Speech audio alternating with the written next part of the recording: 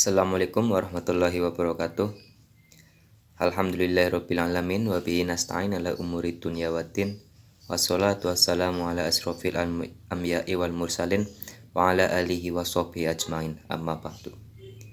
Yang terhormat Bapak Muhammad Hanif SAG MAG MA selaku dosen mata kuliah Metodologi Penelitian Keagamaan, dan yang saya sayangi teman-temanku kelas 4 BIP.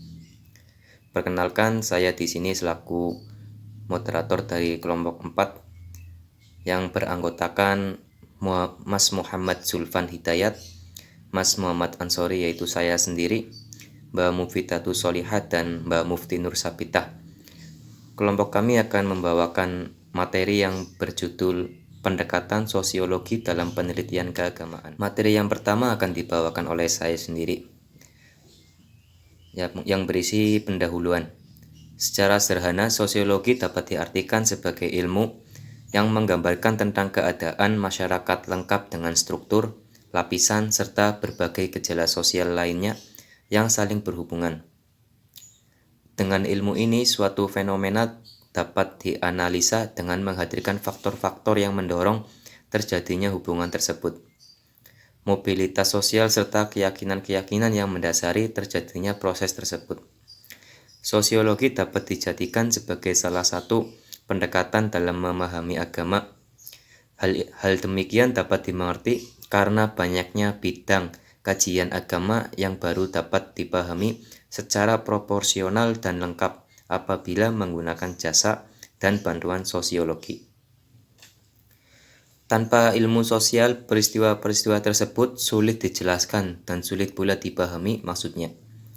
Disinilah letaknya sosiologi sebagai salah satu alat dalam memahami penelitian keagamaan. Yang selanjutnya adalah pengertian sosiologi.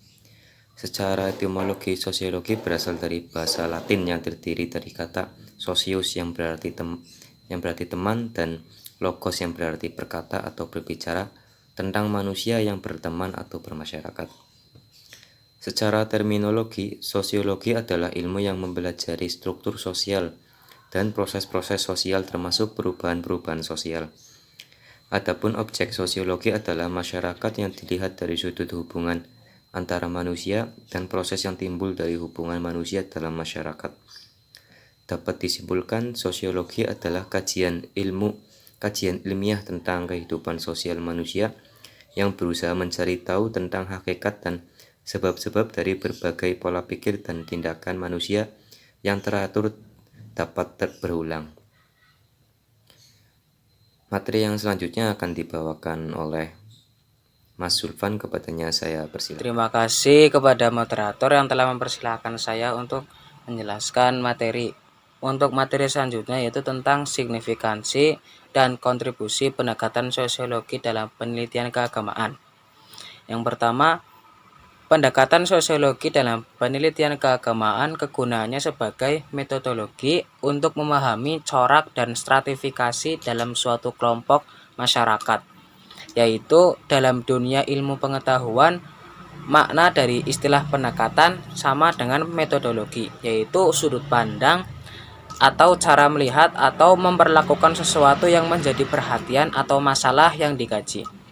Yang kedua, melalui pendekatan sosiologi sebagaimana tersebut di atas terlihat dengan jelas hubungan agama Islam dengan berbagai masalah sosial dalam kehidupan kelompok masyarakat, dan dengan itu pula agama Islam terlihat akrab fungsional dengan berbagai fenomena kehidupan sosial masyarakat. Berikutnya, dari sisi lain terdapat pula signifikansi pendekatan Islam dalam sosiologi. Salah satunya adalah dapat memahami fenomena sosial yang berkenaan dengan ibadah dan muamalah. Pentingnya pendekatan sosiologis dalam memahami agama dapat dipahami karena banyak sekali ajaran agama yang berkaitan dengan masalah sosial. Besarnya perhatian agama terhadap masalah sosial ini selanjutnya mendorong agamawan memahami ilmu-ilmu sosial sebagai alat memahami agamanya. Terima kasih, saya kembalikan lagi kepada moderator. Yang selanjutnya yaitu pendekatan sosiologi. Dalam pendekatan sosiologi ada beberapa teori. Yang pertama, teori fungsional. Teori fungsional yaitu teori yang mengasumsikan bahwa masyarakat sebagai organisme ekologi yang mengalami pertumbuhan. Semakin besar pertumbuhan terjadi, maka semakin kompleks pula masalah-masalah yang akan dihadapi.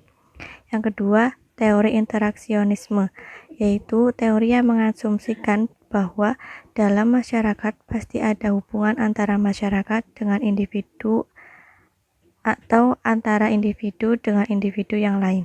Teori ini sering diidentifikasikan sebagai deskripsi yang interpretatif, yaitu suatu pendekatan yang menawarkan analisis yang menarik perhatian besar pada pertumbuhan. Ada teori konflik.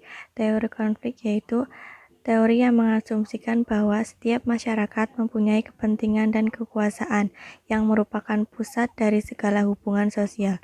Menurut pemegang teori ini, nilai dan gagasan-gagasan selalu dipergunakan sebagai senjata untuk melegitimasi kekuasaan.